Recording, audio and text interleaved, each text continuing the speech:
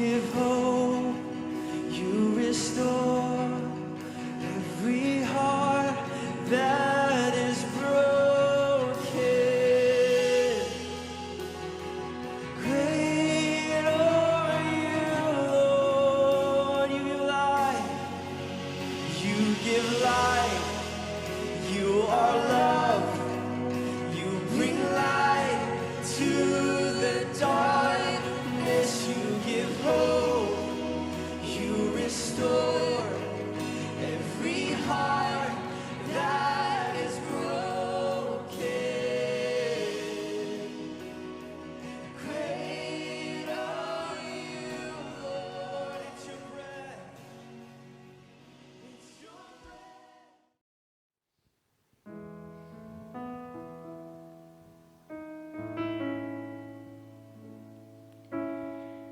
Bapa, kami mengucap syukur Tuhan.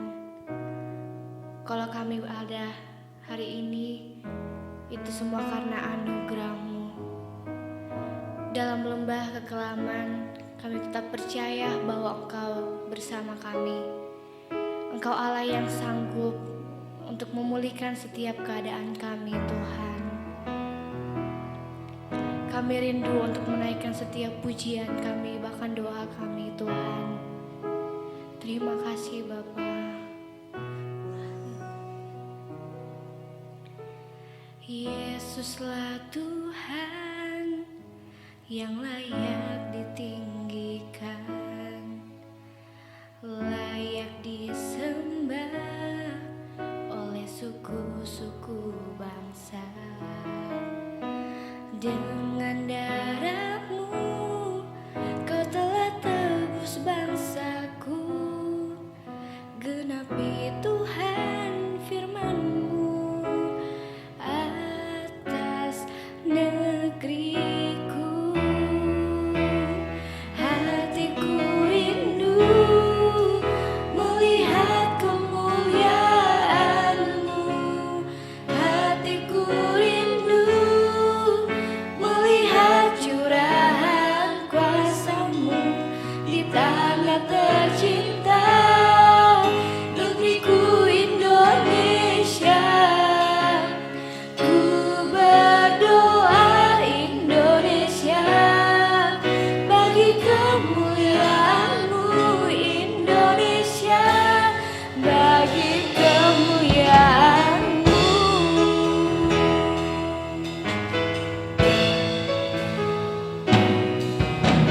Yesuslah Tuhan yang layak ditinggikan, layak disembah oleh suku-suku bangsa. Dengan darah-Mu Kau telah tebus bangsaku, genapi Tuhan firman-Mu atas negeriku. Hatiku rindu melihat kemuliaan-Mu, hatiku rindu melihat curahan kuasa-Mu di tanah tercinta, negeriku Indonesia. Ku berdoa Indonesia, penuh kemuliaan-Mu Indonesia, bagi kemuliaan-Mu. Ya Allahku, nyatakan kemuliaan-Mu. Ya Allahku,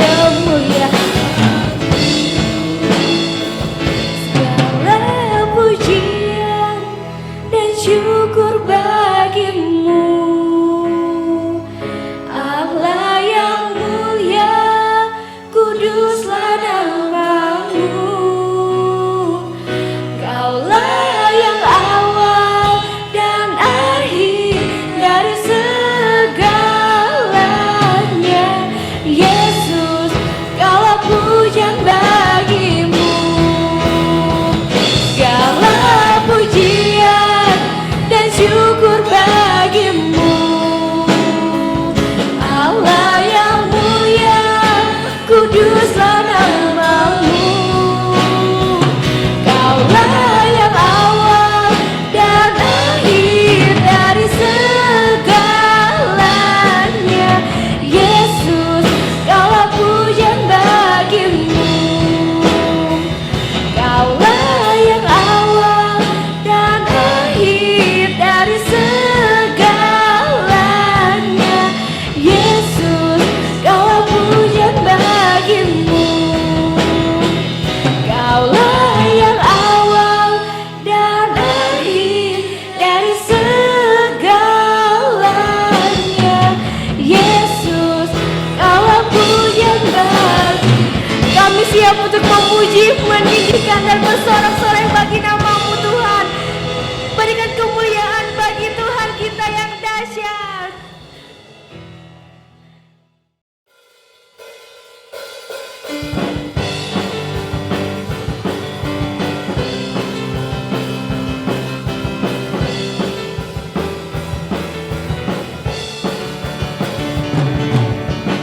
Lebih dari pemenang dalam segala perkara,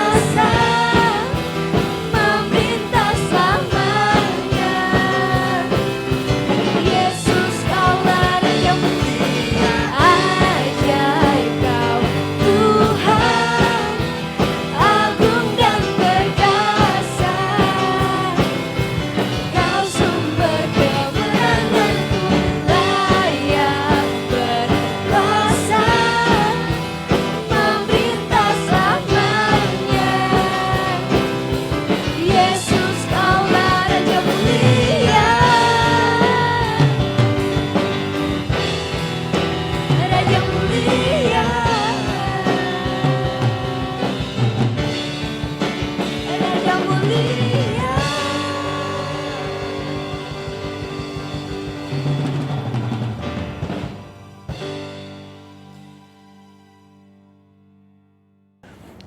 Bapak Ibu Saudara yang kekasih di dalam Tuhan kita Yesus Kristus. Puji Tuhan, hari ini kita ketemu lagi lewat rekaman khotbah di hari ini. Bapak Ibu Saudara, saat ini kita sedang mengalami penyebaran COVID-19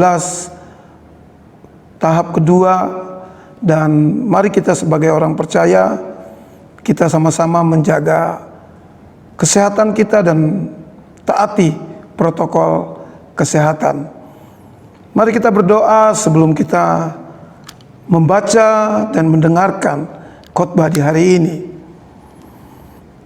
Tuhan Yesus yang baik, terima kasih, hamba percaya bahwa seluruh kami jemaat yang menyaksikan siaran khotbah ini, kami dalam keadaan sehat, kuat, dan tetap semangat untuk menjalani hidup ini dengan benar dan penuh tanggung jawab. Tuhan Yesus yang baik, lewat rekaman ini ada firman Tuhan yang sama-sama kami mau belajar bersama-sama, sehingga kami menjadi orang-orang percaya yang bertumbuh, takut akan Tuhan, dan terus mengalami kemenangan demi kemenangan di dalam hidup kami. Kuasai kami semua, kami tidak mengizinkan kuasa apapun mengganggu kami waktu kami mendengarkan firman Tuhan ini. Segala hal yang mengganggu untuk kami mengerti firman Tuhan, kami berdoa, kami tolak di dalam nama Yesus. Dan biar kami sama-sama mau mengerti akan rencana Tuhan lewat firman Tuhan yang disampaikan di hari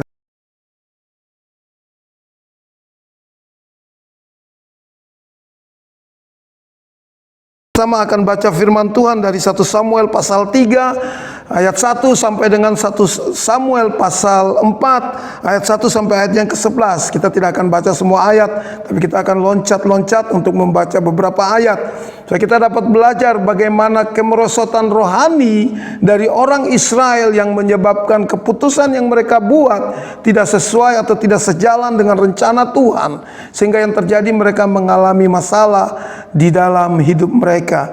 Mari kita baca firman Tuhan bersama-sama.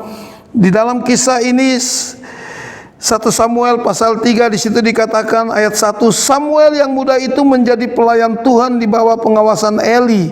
Pada masa itu firman Tuhan jarang, penglihatan-penglihatan pun tidak sering. Kita lanjut di ayatnya yang ke-19 pasal 3 1 Samuel. Di situ dikatakan, dan Samuel makin besar dan Tuhan menyertai dia, dan tidak ada satupun dari firman-Nya itu yang dibiarkannya gugur. Maka tahulah seluruh orang Israel dari Dan sampai Berseba bahwa kepada Samuel telah dipercayakan jabatan Nabi Tuhan, dan Tuhan melanjutkannya menampakkan diri di Silo, sebab ia menyatakan diri di Silo kepada Samuel dengan perantaraan firman-Nya, dan perkataan Samuel sampai ke seluruh Israel. Kita loncat lagi baca di pasal 4 ayat 1b sampai dengan ayat 11. Firman Tuhan mengatakan, orang Israel maju berperang melawan orang Filistin dan berkemah dekat Ebenezer, sedang orang Filistin berkemah di Afek. Orang Filistin mengatur barisannya berhadapan dengan orang Israel. Ketika pertempuran menghebat, terpukul kalah orang Israel oleh orang Filistin yang menewaskan kira-kira 4.000 orang di medan pertempuran itu. Ketika tentara itu kembali ke perkemahan, berkatalah para tua-tua Israel, mengapa Tuhan membuat kita terpukul kalah oleh orang Filistin pada hari ini? Marilah kita mengambil dari Silo tabut perjanjian Tuhan, supaya ia datang ke tengah-tengah kita dan melepaskan kita dari tangan musuh kita. Kemudian bangsa itu menyuruh orang ke Silo, lalu mereka mengangkat dari sana tabut perjanjian Tuhan semesta alam yang bersemayam di atas para kerub. Kedua anak Eli, Hofni dan Fineas ada di sana dekat tabut perjanjian Allah itu. Segera sesudah tabut perjanjian Tuhan sampai ke perkemahan, bersoraklah seluruh orang Israel dengan nyaring sehingga bumi bergetar. Dan orang Filistin yang mendengar bunyi sorak itu berkata, apakah bunyi sorak yang nyaring di perkemahan orang Ibrani itu? Ketika diketahui mereka bahwa tabut Tuhan telah sampai ke perkemahan itu, ketakutanlah orang Filistin, sebab kata mereka, Allah mereka telah datang ke perkemahan itu. Dan mereka berkata, celakalah kita, sebab seperti itu belum pernah terjadi dahulu. Celakalah kita, siapakah yang menolong kita dari tangan Allah yang maha dahsyat ini? Inilah juga Allah yang telah menghajar orang Mesir dengan berbagai-bagai tulah di padang gurun. Kuatlah hatimu dan berlakulah seperti laki-laki, hai orang Filistin, supaya kamu jangan menjadi budak orang Ibrani itu, seperti mereka dahulu menjadi budakmu. Berlakulah seperti laki-laki dan berperanglah. Lalu berperanglah orang Filistin sehingga orang Israel terpukul kalah. Mereka melarikan diri masing-masing ke kemahnya. Amatlah besar kekalahan itu dari pihak Israel. Gugur 30.000 orang pasukan berjalan kaki. Lagi pula tabut Allah dirampas dan kedua anak Eli, Hofni dan Fineas tewas. Demikian jauh pembacaan firman Tuhan di hari ini, Bapak Ibu Saudaraku. Kita akan belajar bersama-sama supaya kita tidak menjadi orang percaya yang melakukan segala hal dengan keinginan kita, dengan maunya kita tanpa bertanya kepada Allah kita, Allah yang memimpin kita. Sebagai orang percaya yang hidup di dalam kerajaan Allah, kita perlu berjalan seiring seturut dengan apa yang menjadi rencana Tuhan. Kita lihat di ayat ini, pasal 4 di ayat 1.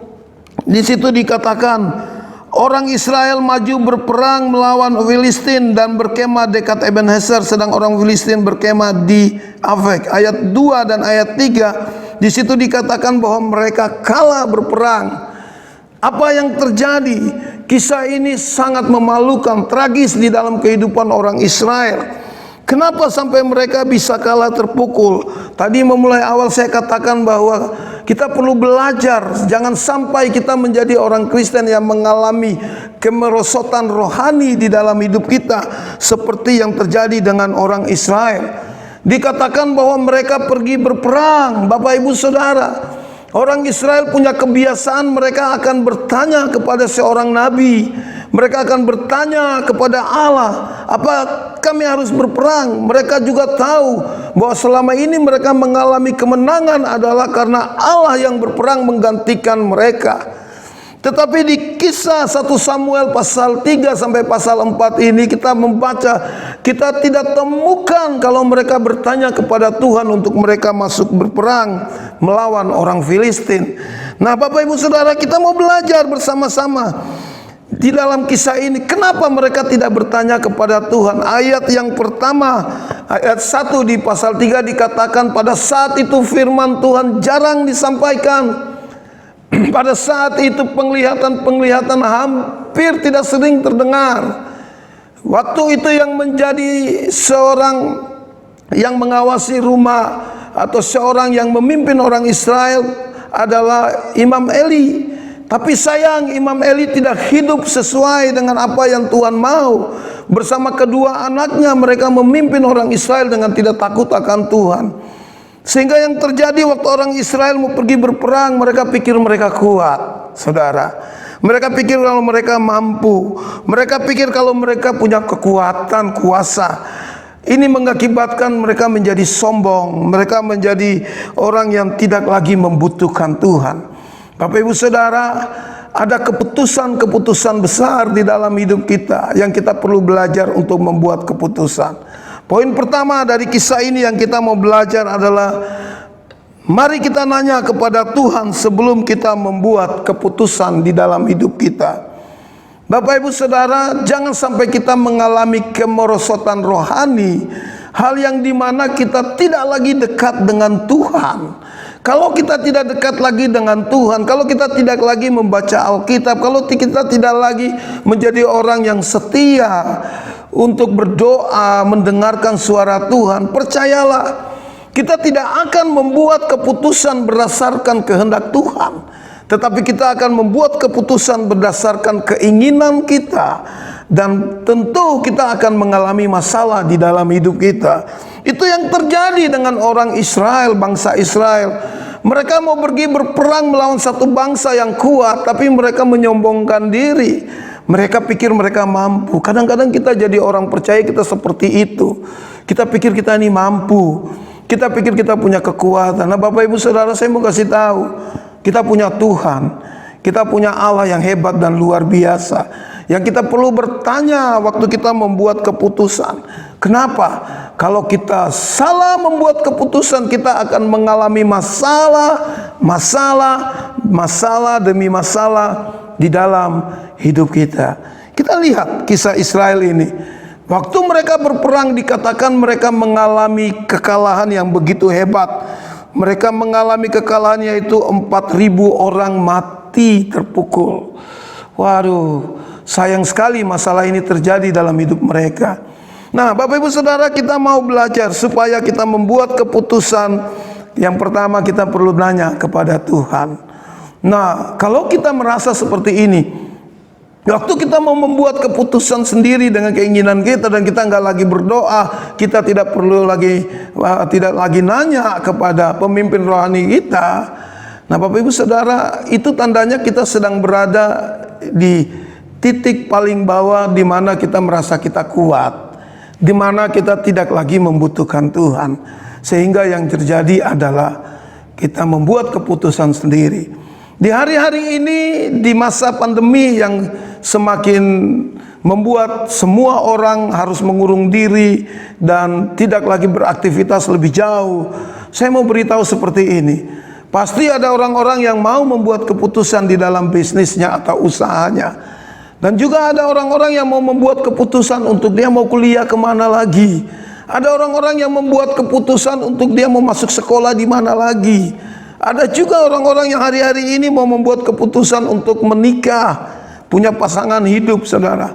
Semuanya itu baik di dalam hidup kita. Tapi mari kita belajar dari kisah Israel. Kita nanya kepada Tuhan. Jangan membuat keputusan sendiri. Percayalah Tuhan sampai hari ini Ia masih memberi jawaban yang terbaik dalam segala keputusan yang kita buat. Itu poin pertama, tanya kepada Tuhan apa yang menjadi keputusan yang kita akan buat di hari-hari ini ke depan. Yang kedua, dari kisah ini kita belajar, Bapak Ibu Saudara, yang kedua, agamawi atau pengalaman hidup kita tidak selamanya dapat dipakai untuk membuat keputusan-keputusan yang besar. Ya, saya ulang sekali lagi, pengalaman hidup kita atau agamawi kita yang sering kita lakukan adalah tidak selamanya kita dapat pakai untuk membuat atau mengambil keputusan-keputusan besar di dalam hidup kita. Kita lihat kisah orang Israel, ya. Di ayatnya yang ketiga, di situ mereka berkata begini.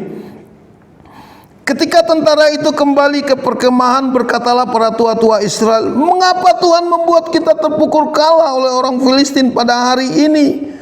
Marilah kita mengambil dari Shilo tabut perjanjian Tuhan, supaya ia datang ke tengah-tengah kita dan melepaskan kita dari tangan musuh kita." Saudara, perhatikan kisah ini. Orang Israel kok sadar, ya, seakan-akan mereka sadar, oh Tuhan, kenapa kita mengalami kekalahan? Kenapa kita terpukul kalah seperti ini? Mereka bukannya ingat kepada Tuhan, tetapi yang terjadi adalah mereka ingat tabut perjanjian. Tidak ada yang salah, saudara. Karena begini, orang Israel mereka punya pengalaman berperang. Ya, kalau mereka pergi berperang, mereka menaruh tabut Allah di depan mereka untuk mereka pergi berperang. Kisah mereka bagaimana mengalahkan Yeriko, para pemuji ada di depan dan mereka mengalami kemenangan. Kemudian bagaimana tabut Allah itu memimpin mereka di dalam perjalanan dari tanah Mesir sampai ke tanah Kanaan. Yang memimpin itu, saudara. Tapi mereka lupa bahwa itu adalah tabut di mana Allah yang memberikan kepada mereka supaya mereka benar-benar dengan tabut itu mereka dipimpin untuk masuk ke dalam tanah Kanaan.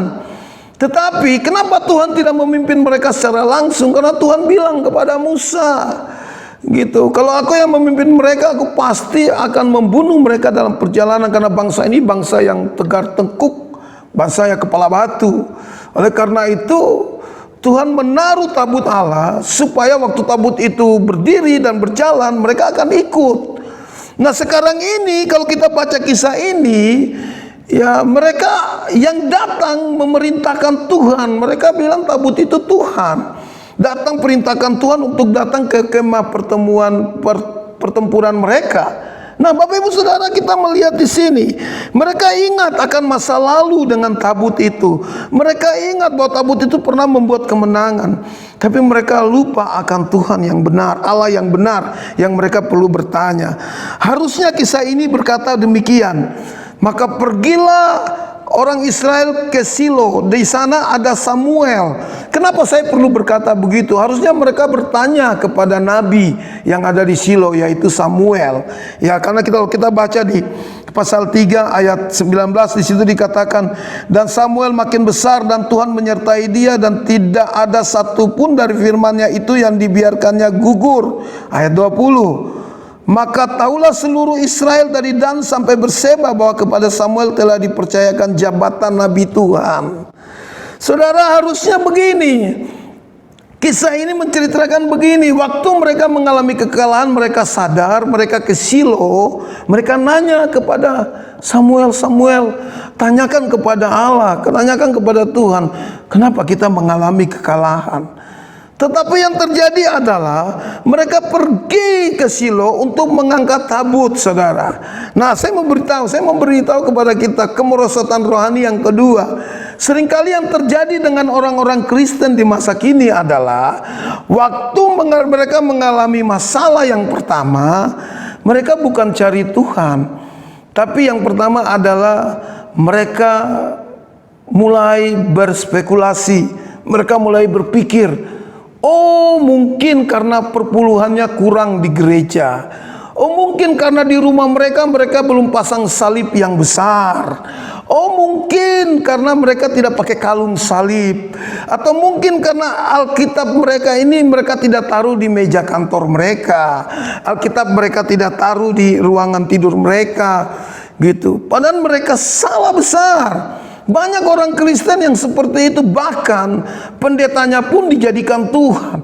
Mungkin karena saya tidak bertanya kepada Tuhan, kepada pendeta saya. Nah saudara, zaman ini kita berada di zaman perjanjian baru, di mana kita punya komunikasi hubungan dengan Tuhan. Kita dapat lakukan lewat doa, di mana kita bertanya kepada Tuhan. Jangan lagi menjadikan pendetamu Tuhanmu, tapi jadikanlah pendetamu sebagai tolak ukur dalam membuat keputusan. Keputusan yang benar adalah tanya kepada Tuhan yang engkau sembah. Nah, saya mau ajarin kita bersama-sama, jangan sampai kita berpikir bahwa kita kurang perpuluhan. Bapak Ibu Saudara, Tuhan kita punya uang lebih banyak. Bumi ini dia punya, uangmu dia punya, bukan punyamu. Ya, itulah perkataan orang-orang yang sombong. Kadang-kadang mereka punya uang dan mereka pikir mungkin karena kurang perpuluhan di gereja kali. Atau mungkin ada orang-orang yang mungkin karena Alkitabnya tidak ada di kantor, atau Alkitabnya tidak ada di meja kerjanya, atau Alkitabnya tidak ada di kamar. Tidak ada gunanya, Bapak Ibu Saudara. Tapi kalau engkau baca firman Tuhan, engkau akan mendapatkan pewahyuan dari firman Tuhan. Engkau akan mendapatkan suara Tuhan dari membaca firman Tuhan, membaca Alkitabmu. Nah, atau mungkin juga ada orang-orang yang kurang, di rumah saya tidak ada salib yang besar, sehingga saudara berpikir harus pasang salib. Oh tidak, saudara, setan tidak lari melihat salibmu, saudara. Ya, setan lihat engkau merendahkan diri di hadapan Tuhan, dia lari. Dia bukan karena lihat salibmu. Nah, oleh karena itu mari kita belajar sama-sama. Kalau ada pengalaman hidup kita yang dulu, mari kita jangan membuat keputusan dengan agamawi kita. Jangan, kita perlu bertanya. Keputusan yang 5 tahun lalu kita buat, ya, model yang 5 tahun lalu kita buat, itu tidak sama dengan tahun ini. Kita berada di tahun ini, sudah 2 tahun kita mengalami pandemi yang terus ada di Indonesia. Mari kita belajar bersama-sama untuk tanya kepada Tuhan, sehingga kita tidak membuat keputusan dengan pengalaman pribadi kita. Kalau kita merasa diri kita kuat, kalau kita sudah merasa kita sombong, sekali lagi kita tidak akan membutuhkan Tuhan.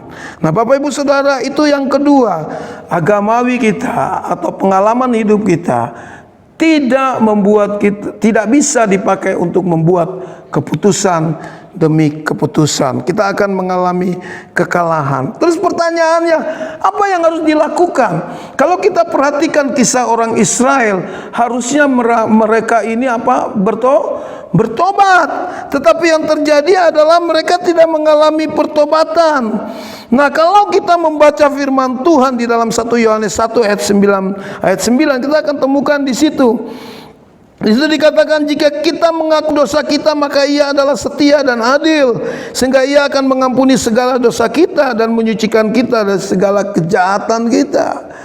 Ya, atau kita lihat lagi di dalam 2 Tawarik pasal 7 ayat 14, dan umatku yang atasnya namaku disebut merendahkan diri, berdoa dan mencari wajahku, lalu berbalik dari jalan-jalannya yang jahat, maka aku akan mendengar dari sorga dan mengampuni dosa mereka. Nah, Bapak Ibu Saudara, kita perhatikan, harusnya yang terjadi adalah orang Israel, mereka harus pergi ke Samuel, mereka nanya ke Samuel, dan setelah itu mereka perlu bertobat. Untuk apa? Mereka mencari Tuhan. Tapi yang terjadi adalah mereka mengambil tabut, mereka mengambil pernik-pernik atau simbol-simbol keagamaan. Itu tidak bisa menjawab doa kita, Bapak Ibu Saudara. Nah, yang terjadi adalah mereka justru mengalami kekalahan yang besar. Oh, mereka mengalami kekalahan yang besar. Pertama, mereka udah kalah, banyak, 4.000 orang mati. Yang kedua, mereka berperang dengan tabut, dan mereka mengalami kekalahan, 30.000 orang mati. Saudaraku, Tuhan tidak hadir di pernik-pernik keagamaan. Tuhan tidak hadir di simbol-simbol keagamaan. Tuhan hadir di dalam hidupmu. Tuhan mau menjadi Allah di dalam hidupmu, dan Tuhan mau engkau membuat keputusan sesuai dengan kehendaknya. Nah, kemudian yang berikutnya, yang ketiga, yang terakhir kita belajar dari kisah ini, yaitu yang ketiga, kenallah Allahmu lebih dari orang di luar sana yang tidak mengenal, yang tidak percaya. Kenallah Allahmu, ya, kenal dekat dengan Allahmu, ya, karena Dia adalah Allah yang lebih besar. Ya, Bapak Ibu Saudara, seringkali di dalam hidup saya bertemu, saya suka pelayanan ke desa-desa, saya ketemu dengan orang-orang yang belum percaya. Mereka minta didoakan. Ya, kenapa mereka minta didoakan? Karena mereka tahu orang Kristen kalau berdoa, waduh, mujizat terjadi. Ya, mereka saja percaya. Kadang-kadang kita ini orang Kristen, kita nggak percaya bahwa doa kita tuh berkuasa. Saudara, kenapa? Kita perlu percaya karena Allah yang kita sembah, Allah yang hebat dan luar biasa. Allah yang kalau kita berdoa, mujizat Tuhan terjadi. Kita asal berdoa dengan sungguh-sungguh. Nah, di dalam kisah ini di ayat 6 kita baca pasal 4, di sini katakan, dan orang Filistin yang mendengar bunyi sorak itu berkata, apakah bunyi sorak yang nyaring di perkemahan orang Ibrani itu?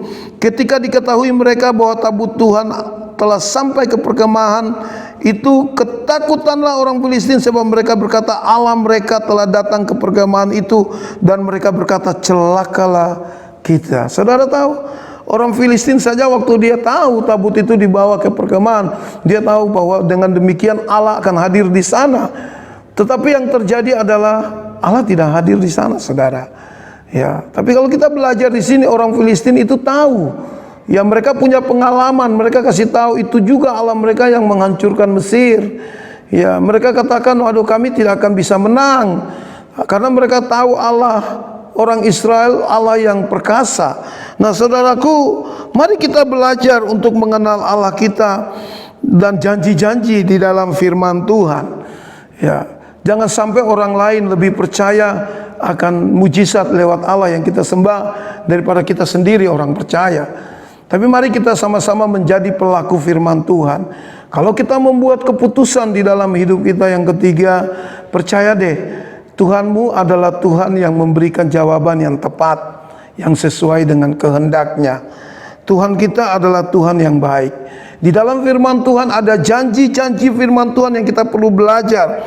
Di dalam kisah di dalam Yohanes pasal 10 ayat 28 dan seterusnya kita akan temukan ya bahwa Tuhan mengatakan, ya, aku memberikan hidup yang kekal kepada mereka dan tidak ada seorang pun yang dapat merebut mereka dari tanganku, kata Tuhan Yesus, dan tidak ada seorang pun yang dapat merebut mereka dari tanganmu Bapa. Artinya kita ini orang percaya berada di dalam genggamannya Tuhan. Amin. Kita harus percaya dengan sungguh-sungguh.